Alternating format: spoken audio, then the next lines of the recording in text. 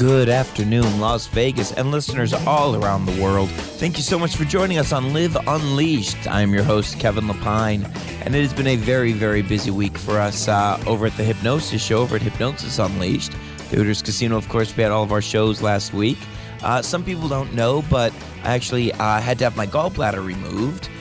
We didn't even have to close the show for last week to do it. We had some amazing, amazing doctors. And that's going to kind of lead into something I'll talk about for a little bit. But also this week, I got to go back home. I got to do the show at the first comedy club I ever really started at, which is the Comedy Castle back in Detroit. And there's something really, really nice about going back home, about reconnecting with those situations. And it's always fun to go back into your hometown and to progressively see the crowds grow along with my own career. And it's always been just a wonderful, wonderful feeling. We had a great crowd, got to try out some new stuff, some stuff that we might be putting in the show here at Hooters very soon. Of course, all local military, all first responders here in Nevada get a free ticket to Hypnosis Unleashed, and all of my first responders from all around the country get a ticket for $12. It's because I really, really appreciate all your support and keeping us safe out there. And the one thing that I wanted to talk about was listening to your body, which I think is something that I know I don't do properly, and I think most of us don't. And it's almost kind of penalized, I think, when we do. We have this tendency to put off getting medical help. We have a tendency to push things to a limit until it goes too far. And something that could have been treatable now goes from minor to severe. But I think that we are penalized not just in our work environment, but almost by ourselves sometimes, where we expect ourselves to be Superman, or we just expect ourselves to be superhuman and figure that we can cure anything with just a couple of aspirin. People ask me a lot about using hypnosis for pain control. One thing I tell everybody that hypnosis with pain control is I can reduce your pain. I can take pain from a 9 to about a 3. But I won't take it from even a 6 to a 0. And that's simply because pain is your body's way of telling you you need to fix something. And when you eliminate the pain completely, if the cause of the pain is still there, just because you can't feel it doesn't mean your body isn't going through a bad experience. And you need to get the proper treatment for it. There's a lot of different ways to look into that too. I know that Will's website, my co-host, Will's website of helpneworleans.com. He has a lot of different resources on there. The old saying of an apple a day keeps the doctor away, or a stitch in time saves 9, when you really put it together. Sometimes, going to the doctor for that 1 or 2 stitch thing might save you from having to get, a 10 or 12 stitch deal, which is going to put you down for, instead of 3 days, could put you down for a month or more. Take care of yourself. When you take care of yourself, one thing that I didn't know about my gallbladder pain is I knew when I was having an attack, but I didn't realize the consistency of just the day-to-day pain. Since my operation, I've had more energy, I have felt better, and I've been ready to do more than I have in a very, very long time.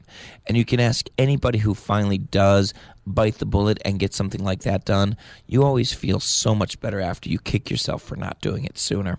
We're going to come back after a commercial break. We have Darby from the Gun Garage joining us today. We've got a lot of fun stuff to talk about. We'll be back in 2 minutes.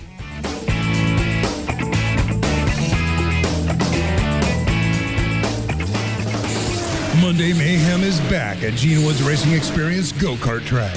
The stakes are higher than ever, and the winner takes all if you've got what it takes. The winner will get to race a real Thunder Roadster at the Las Vegas Motor Speedway in an actual race. So be there every Monday. First race starts at 7. Come early to register. We are located at 121 East Sunset Road at the Sports Center, across from McCarran Airport. For more information, call us at 702-270-8100. That's 702-270-8100. You can visit us on Facebook, or you can go to our website at racingexperiencelv.com. Once you race here, you won't go anywhere else. Monday Mayhem is back.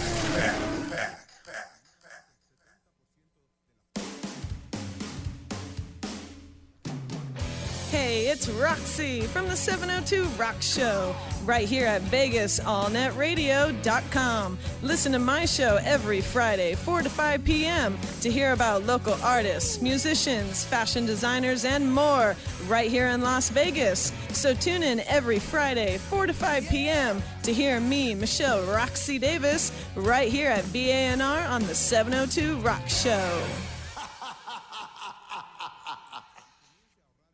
Hello, Las Vegas from Hypnosis Unleashed. All Las Vegas locals get half off every night at the show, Tuesday through Sunday, 8 p.m. Come and join us for Las Vegas's wildest hypnosis show. Watch your friends get turned into rock stars, watch them do the craziest things, or come and be hypnotized yourself. This show has won all the awards here in Las Vegas, and we want to show you why. Come join us every Tuesday through Sunday night. VegasHypnosisShow.com for more details. That's VegasHypnosisShow.com. Welcome back to Live Unleashed. Sorry, we just had a slight microphone problem. I just found out how to take that apart accidentally.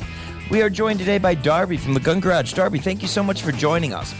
Yeah, thanks. I'm looking forward to it. Now, how long have you lived here in Las Vegas? I was born here, but moved out of the state with my family to grow up, and I moved back in about 95. Where were you growing up then? My dad worked for Southwest Gas, so we moved from office to office, a couple little ones in Arizona, Bullhead City, Casa Grande, and then Apple Valley, California. Okay, so you've always kind of stayed in the hot weather and the sunshine. Always been a desert rat. I'll tell you, after living my life with snow upon snow upon snow, I think you've had the right move. Now you're the owner of the Gun Garage. Yes. Just tell us a little bit about the garage, and we're going to go into more detail about it in a second. The Gun Garage came about, a friend of mine named Mark Cole had the idea to copy basically the gun store, a guy named Bob Irwin, who invented this idea of shooting machine guns just for fun. There's very few places in the country where you can shoot a fully automatic gun, and it's kind of a bucket fill list. A lot of our clients come from Britain, from all over the UK, Australia, New Zealand, where they have very strict gun control laws, and it's basically, we call it Disneyland with guns. I actually had a few friends from Australia come in, and that was, I sent them over to the garage because that was something they always wanted just even a regular handgun, and the machine guns were just huge for them. Now, the Gun Garage, we're going to come back a lot to that, but that wasn't your first business. No. What? Now, before you opened your very first business, what did you do? When I got out I went to a trade school to learn mechanics, and I did that for about a year and figured out you can't make any money in the mechanic business. And I was working as a mechanic for a construction company, and the owner asked if I could go run a backhoe on a job site. And I, sure, whatever. Turned out that week that the superintendent on the job, it was up in Lake Arrowhead, he quit on Friday. So the next Monday, everybody's asking, well, what do I do for this? What do I sign? What's next year? I just kind of took the job over. And it was pretty funny. The company was owned by two owners, a father and a son, really neat guys. And Don, one of the owners, was up in Fallon, Nevada, and he calls me and he says, Darby, I hear Ray quit. I says, yeah. He says, who's running the job? And I says, well, I am. And I thought I was going to get in all kinds of trouble for this. And he says, do you have any idea what you're doing? And I says, no, Don, not really. He says, do they know that? And I said, no, I don't think they do. He says, okay, good luck. I'll talk to you later. And hung up the phone. I became a superintendent. So, see, and that's one of I think the biggest secrets to success really is when there's an opportunity, you jump on it. And you ask for help, of course, when you need it. But if you seize that opportunity, there's that great joke about the people standing in line to get a job at a mattress company, and they keep calling for this one applicant, but he always just kind of waves them off, and so he ends up being the last applicant, and they go, so why'd you wave us off? You're the last person. We think we've already made our hiring decision. He said, yeah, while you were interviewing those guys, I sold 6 mattresses for you. And you take that opportunity. Now, you went from superintendent there to what? So I was in the construction business. We did only government work. And in the early 90s, they were doing a lot of base closures in California. So I couldn't really work anywhere near home. So we moved up to Vegas, and I went to work as a inspector building the parking garage at McCarran Airport. Wow. Okay, and now before the gun garage, what are just a couple of other highlights of things that you did before you decided, I'm going to open this really kind of out of left field type of business? My first one was a backhoe company. I literally got fired from Meadow Valley Construction for leaving a gate unlocked. And the next day I just went down and bought a tractor and thought, well, I'll just work, $65 an hour, work 3 days a week, digging holes or whatever. And that just, it went from one tractor to two tractors. Then we started bidding work, and pretty soon we were, doing $1 million a month as a general contractor. See, and that's something, you'll hear people go, oh, well, it's just X type of job, or it's just this, or it's just that. I've never believed it's just anything. If you've got the skill and determination, you turn having one truck into a really sizable company. If you have that determination, that goal, and also, I think this is hard for a lot of people, when you know what your time and your energy is worth. Mm-hmm. I think a lot of people, especially when they're doing something independently, they'll devalue themselves. We're not always taught to brag or toot our own horn, so people will downplay it. Instead of going, I am worth this top level amount, we'll go, oh, well, I'll kind of settle for down here. And as soon as you settle for that, you lose that ability to grow, I think. Mm-hmm. Now, you open up something, you decide to go into a business called the Gun Garage. What made you think this was a good idea? Well, Mark started doing this, and he kept, I could walk in, and I'm really good. My side of business is more of the organizational, the finance, the legal side.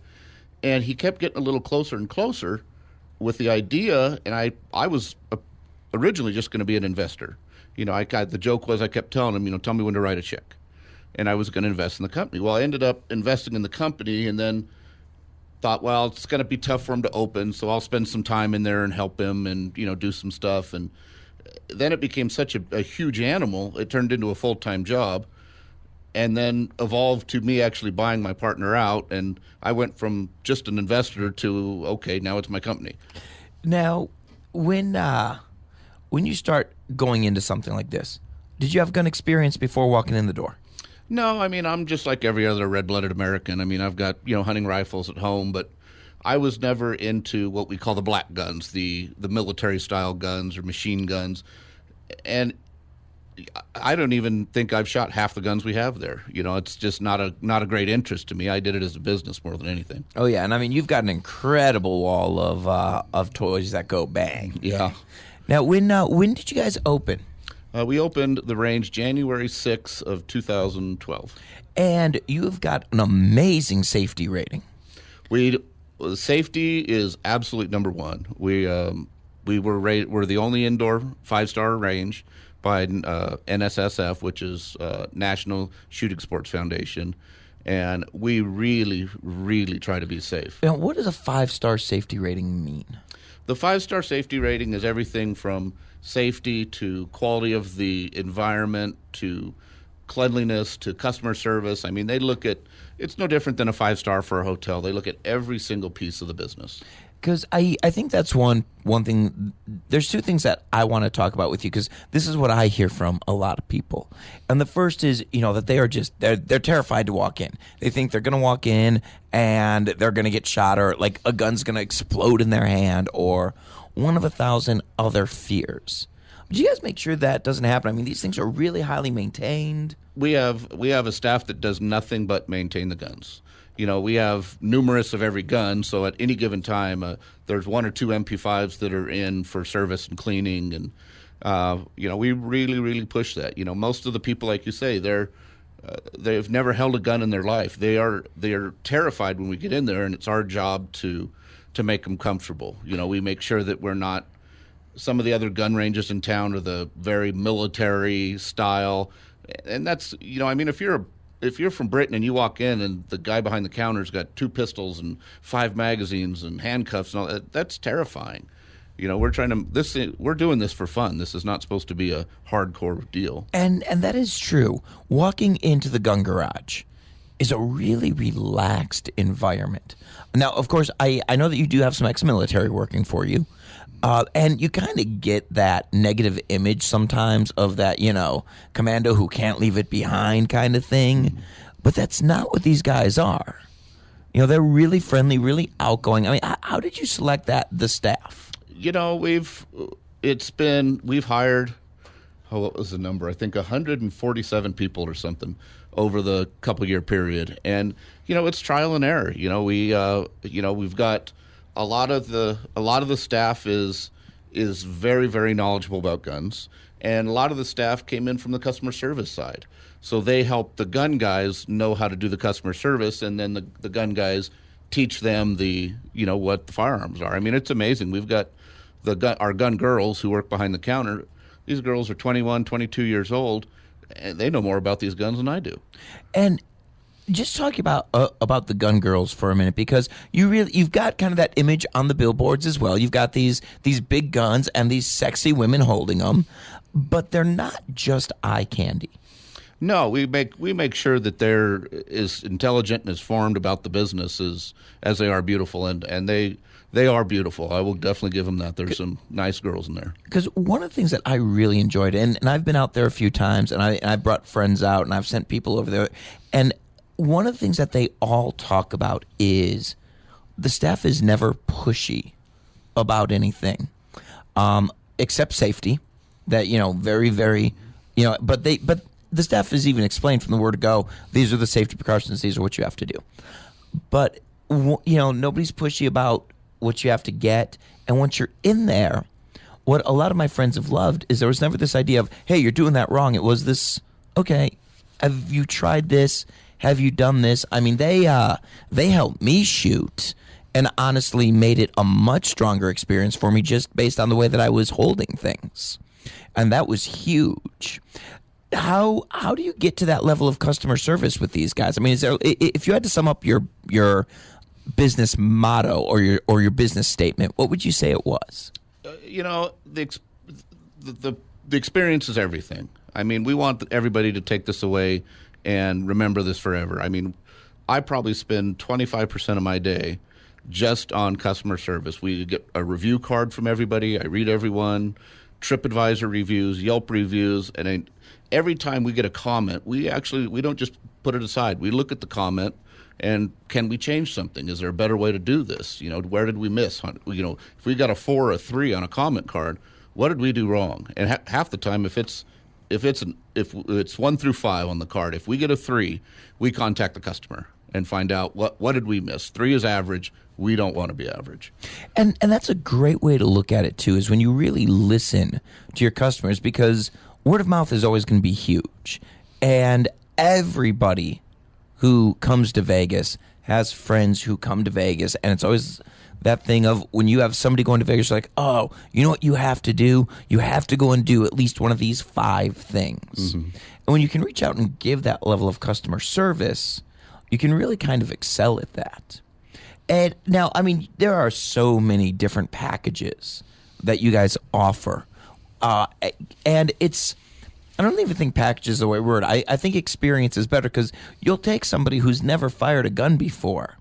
And I mean, honestly, stepladder them up from basically a pea shooter to, some of the largest military guns out there. Yeah, the packages or experiences, we've tried to, we're constantly trying to modify them and get them to where they fit everybody's needs. You have a lot of people that come in that know what they want to shoot. They know what an MP7 is. They know what an AK is. And then you have people that they don't have a clue. They don't know anything about guns.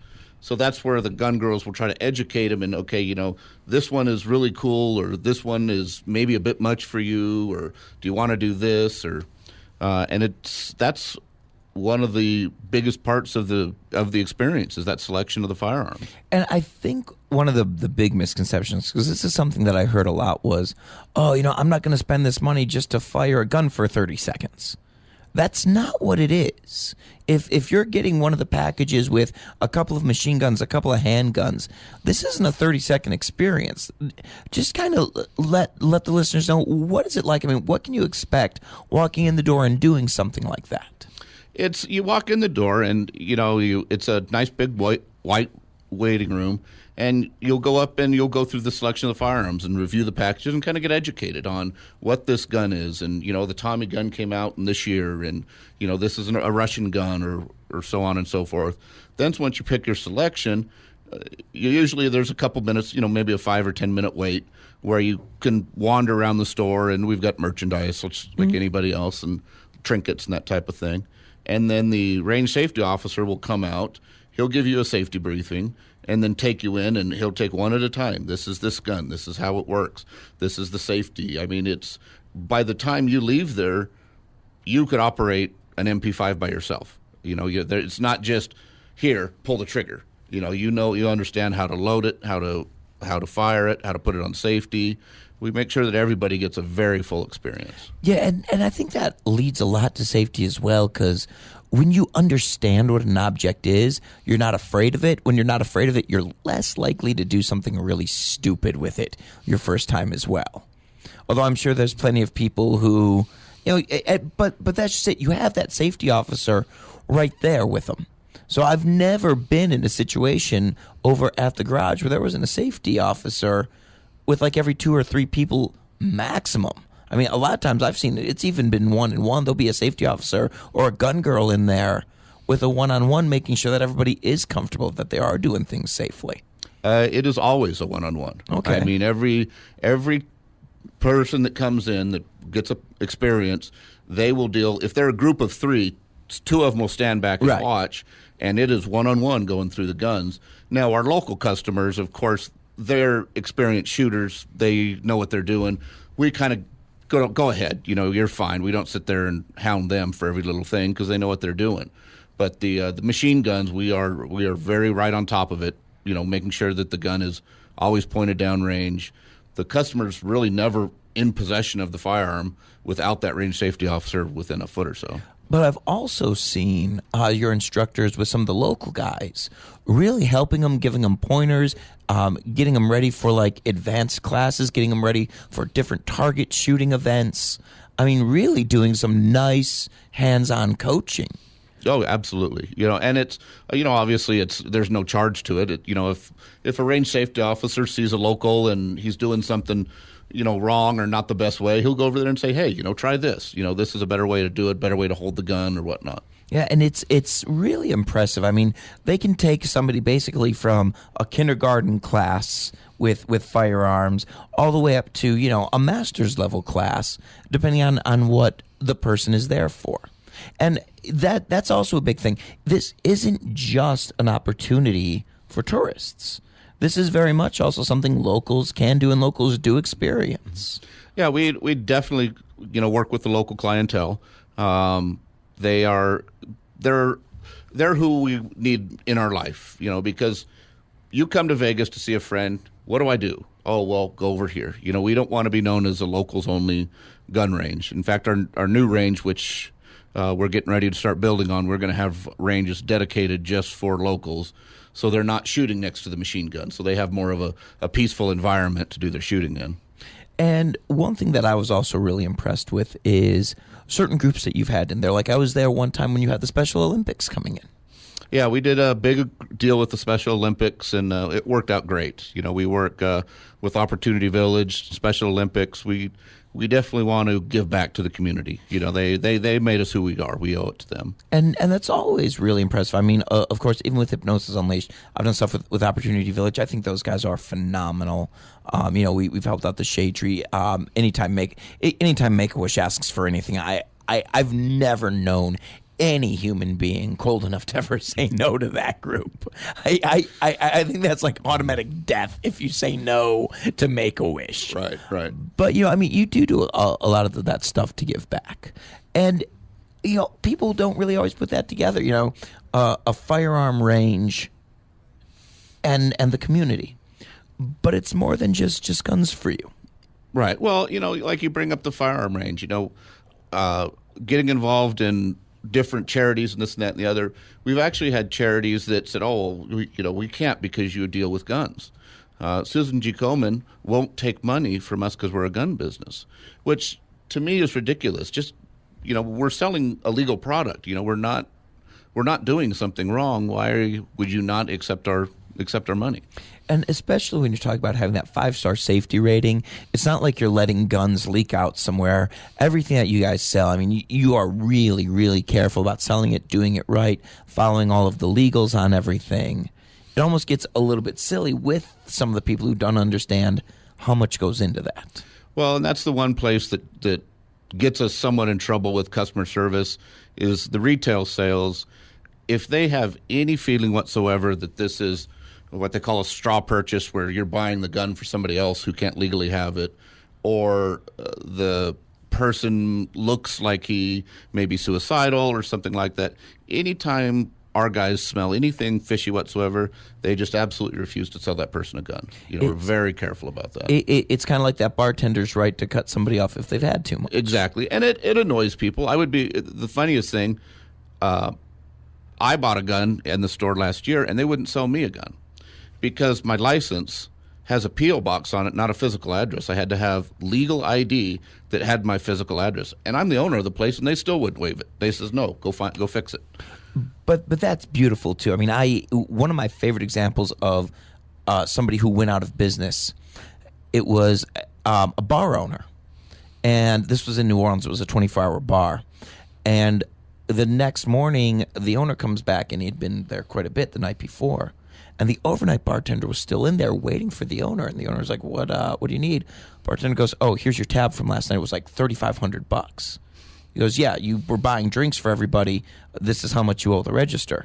No, it's my bar. I can do what I want. No, you can't. You either follow all the rules that everybody else has to, or this place is going to be closed in 6 months. Right. And when you have a staff that'll hold you to that, it makes it that much stronger. Now, what is the website? Website is gungarage.com. As easy as humanly possible. As easy as you can get. So. And they can see the packages on there as well. Yeah, everything is on there, from when we do free concealed weapons training classes to all the different experiences, from the kids package all the way up to what we call the Club 21, which is literally 21 guns. And one of my favorite moments, I had my father in there, and what is the mounted one that's on the end? A Browning 1919. Yeah, and I mean we're talking, for those of you who don't know guns. Look, this is big. This is kind of like what Rambo can't even hold to shoot. So, but they turned the target upside down. And it was, I mean, and he couldn't understand why until he fired that thing. I mean, he just took that target apart that way. I mean, he looked like he knew exactly what he was doing. Yeah. Yeah, your staff was great for that. We're gonna be taking a quick commercial break. We'll be joined by Willie Marindell for the second half. Darby, please stick around. We got a lot more we want to talk about. Sounds good. We'll be back in 2. Hello, Las Vegas from Hypnosis Unleashed. All Las Vegas locals get half off every night at the show, Tuesday through Sunday, 8 p.m. Come and join us for Las Vegas's wildest hypnosis show. Watch your friends get turned into rock stars, watch them do the craziest things, or come and be hypnotized yourself. This show has won all the awards here in Las Vegas, and we want to show you why. Come join us every Tuesday through Sunday night. VegasHypnosisShow.com for more details. That's VegasHypnosisShow.com.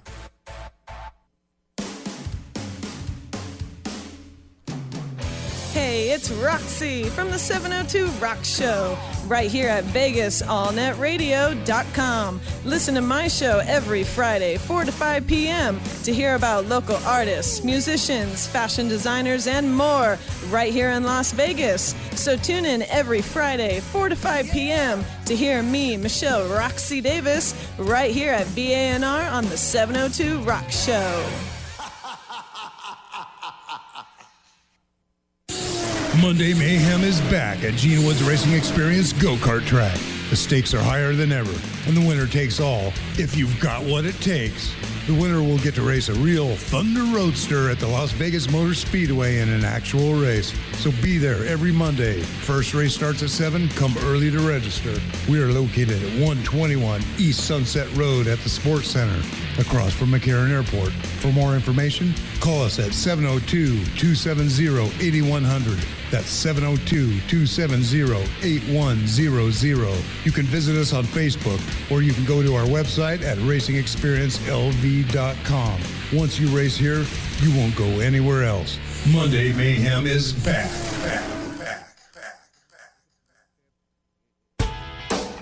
Welcome back to Hypnosis Unleashed. Thank you so much for joining us. And you can always listen to us every Tuesday from 3 to 4 p.m. here on 1230 AM radio. And, of course, at KLAV1230am.com worldwide on the web. Also, please feel free to email me anytime at info@vegashypnosisshow.com. That's info@vegashypnosisshow.com. You can go to vegashypnosisshow.com to learn more about me and the show Hypnosis Unleashed. But now we are joined by somebody with his own website. That website is helpneworleans.com, and that is William Arundel. Will, thank you so much for joining us. Hey, it's great to be here today. And I had so much fun when I joined you at the gun garage a few months back. It was quite a lot of fun, and thank you very much.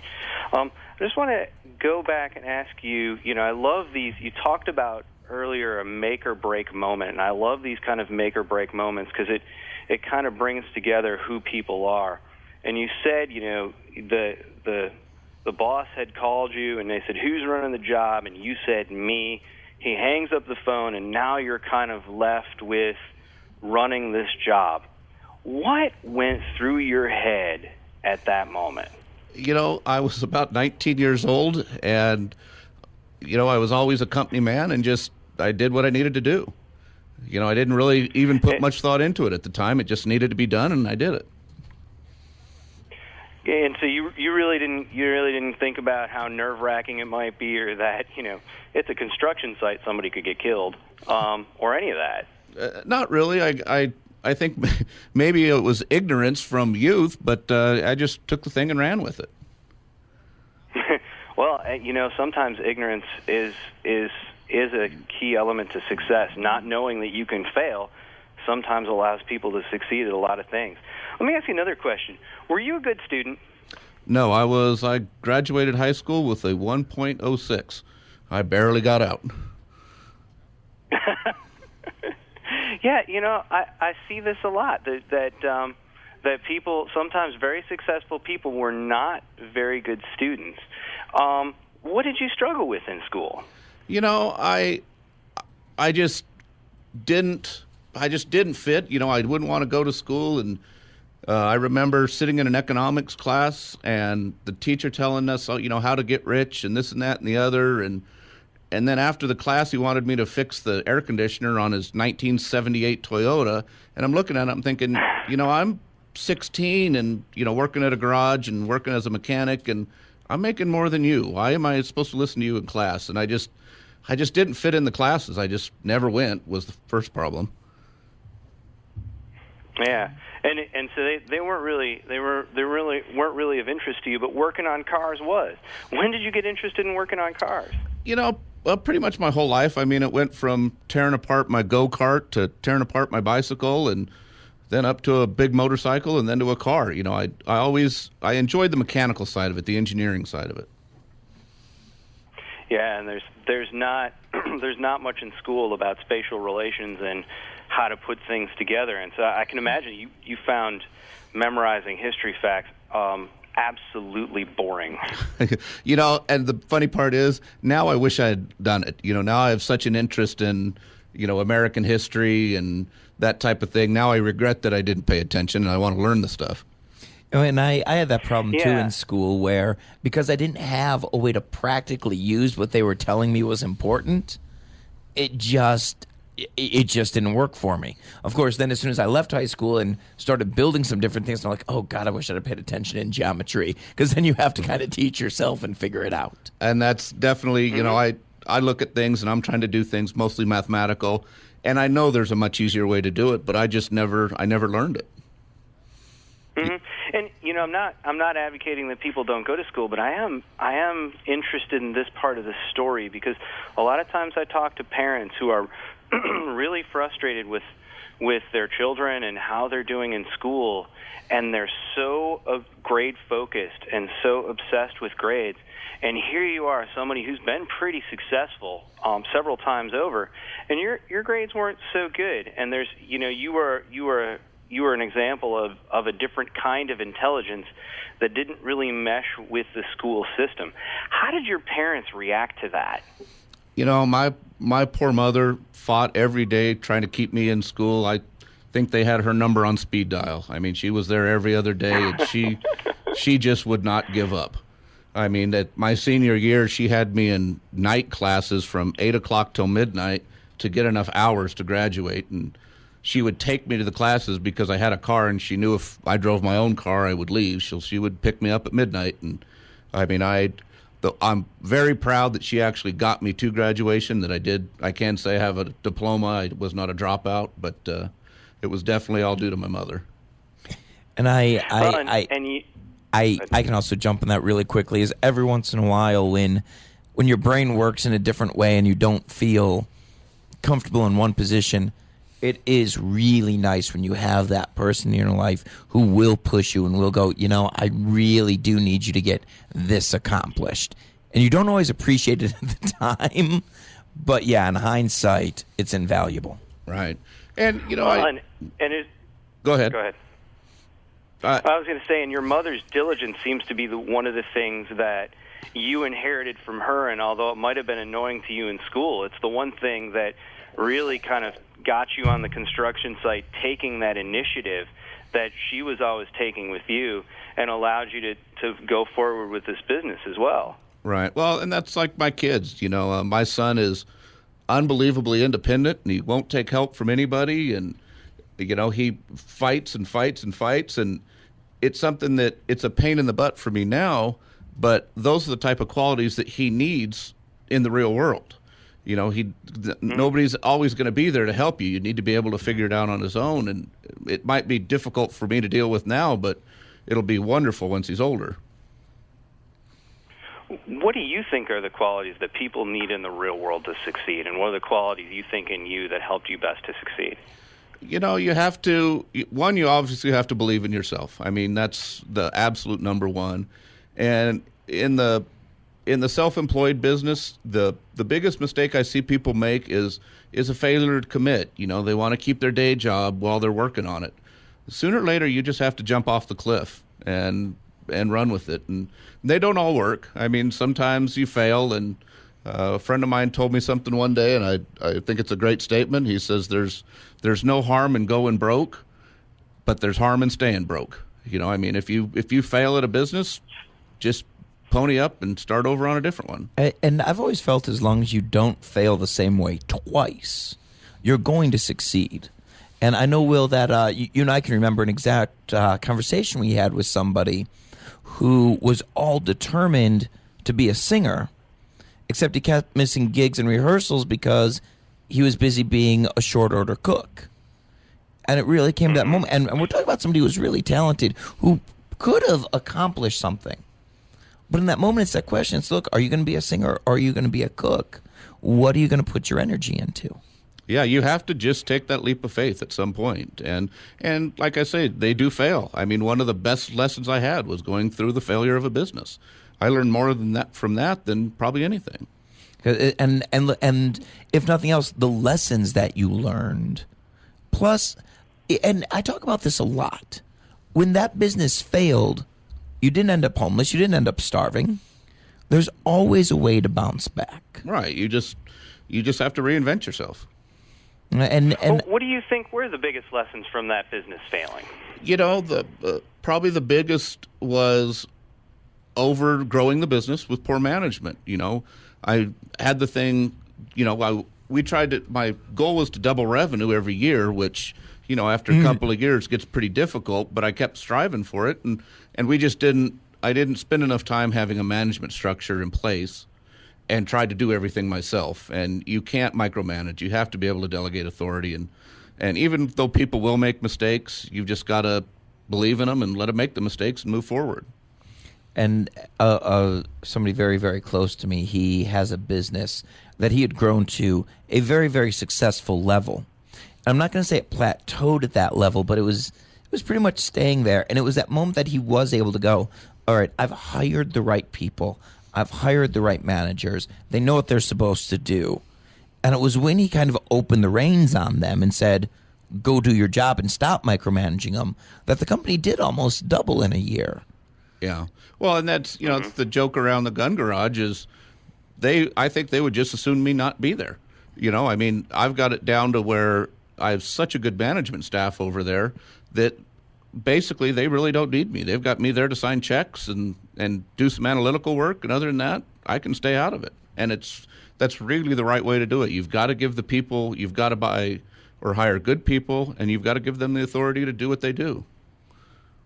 Especially if somebody feels that someone's always over their shoulder, I don't think they ever take the opportunity to take initiative then. Yeah, absolutely. I let the people try things, and I look at it, and I'm like, this is completely wrong. This is not going to work, but let's give it a whirl. Let's see what happens. Sometimes it fails, and sometimes it works. And sometimes somebody that you didn't expect will have a great idea. Go for it, Will. Yeah. With your son, you said, he's pretty strong-headed, but you still want him to do his schoolwork and all of that.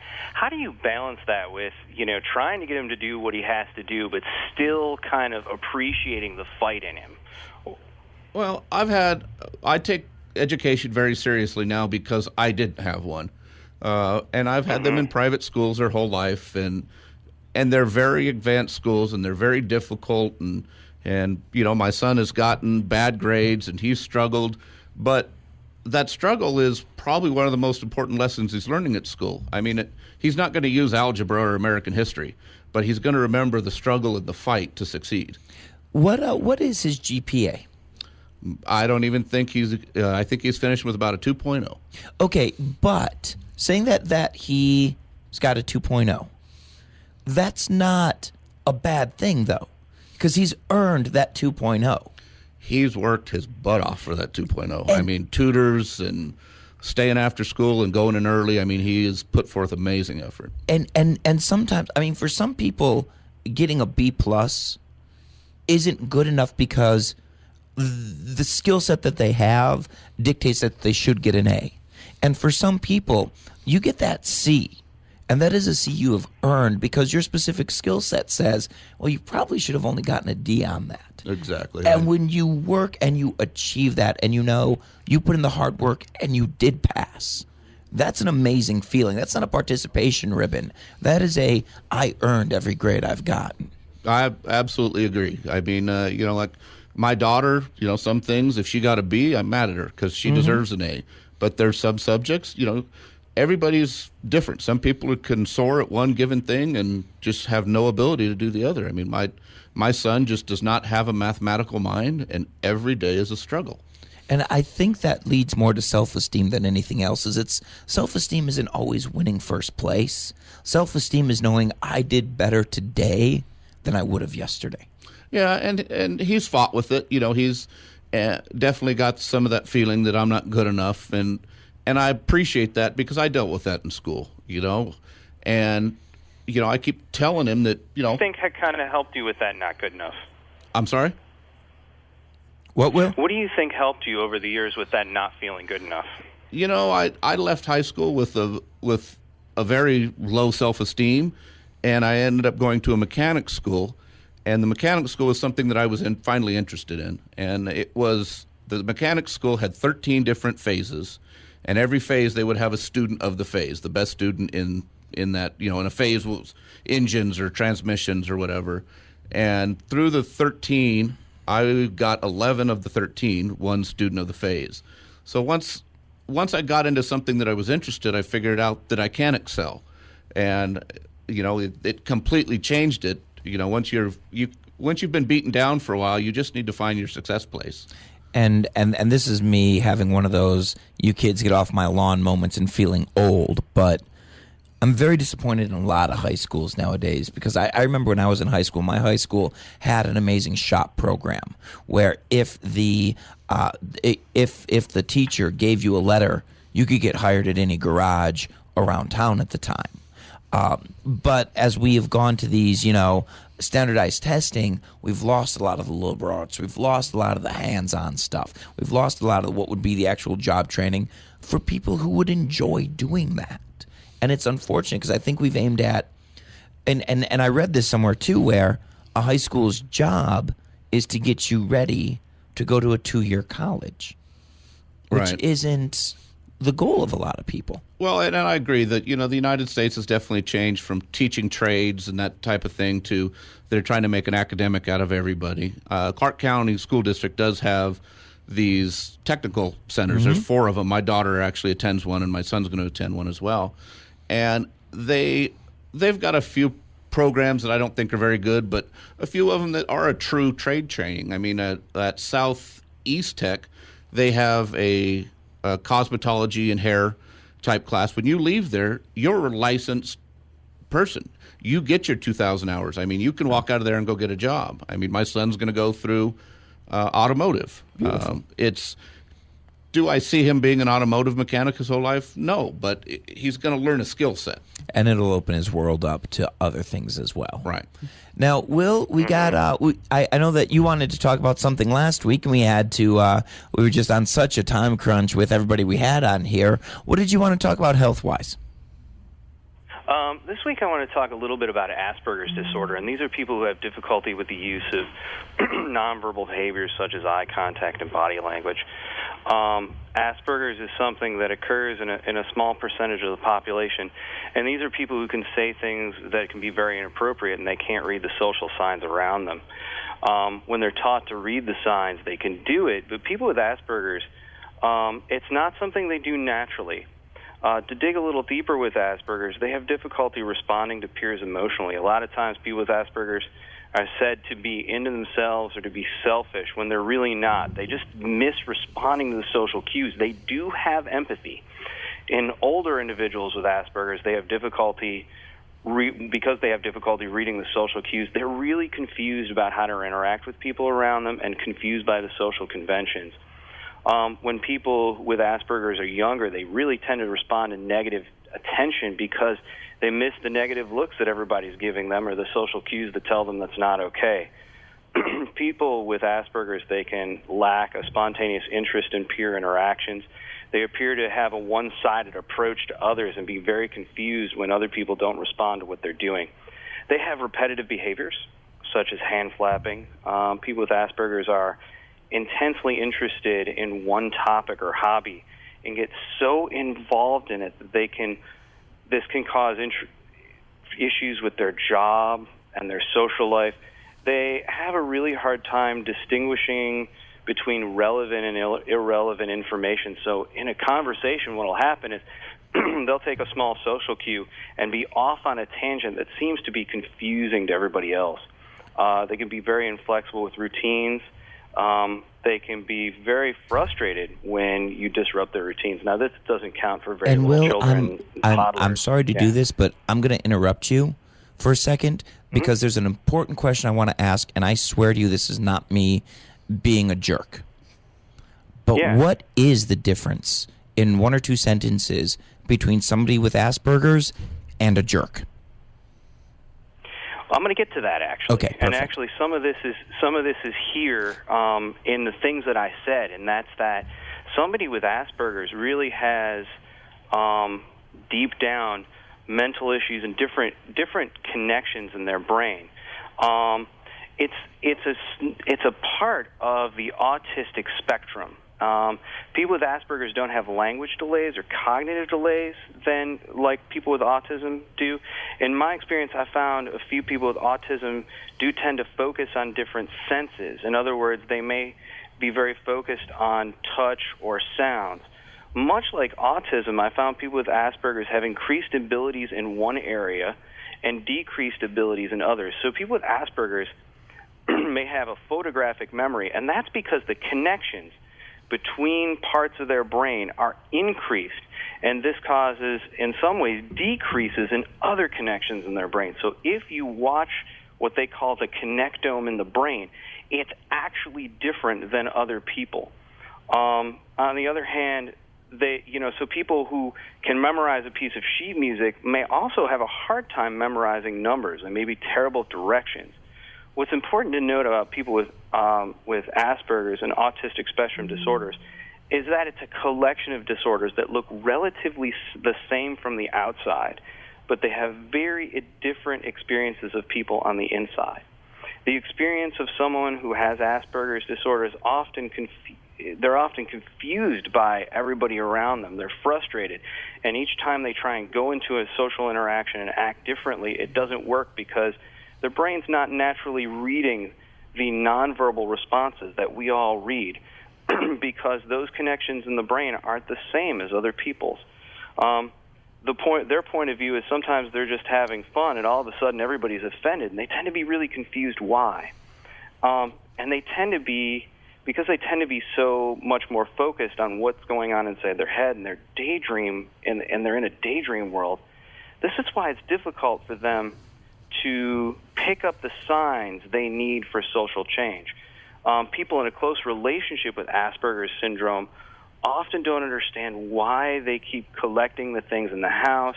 They feel pushed aside in the relationship, and the intense emotional reactions that people with Asperger's can have can be very frustrating to others in the relationship with them.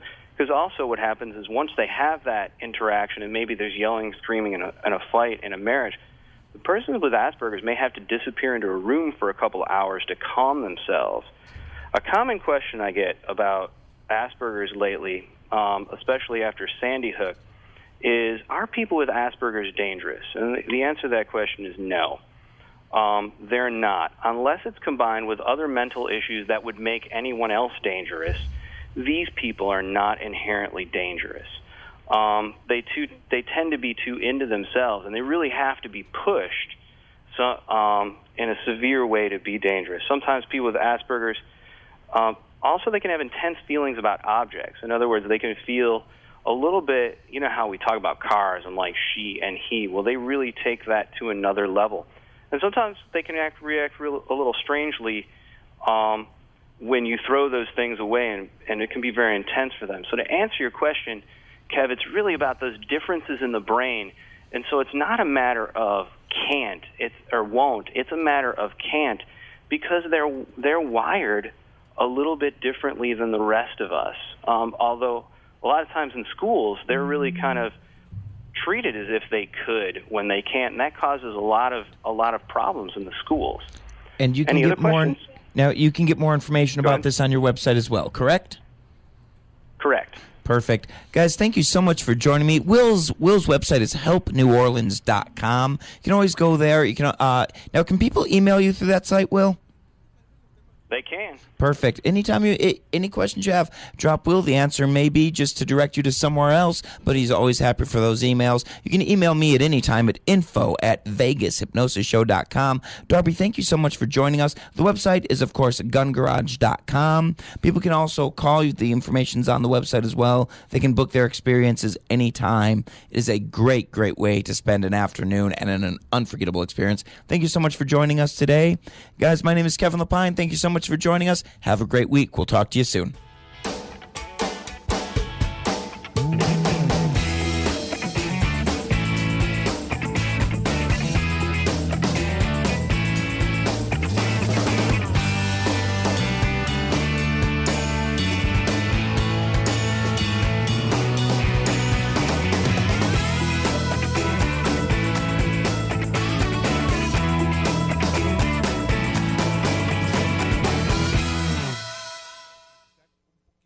Hello, Las Vegas from Hypnosis Unleashed. All Las Vegas locals get half off every night at the show, Tuesday through Sunday, 8 p.m. Come and join us for Las Vegas's wildest hypnosis show.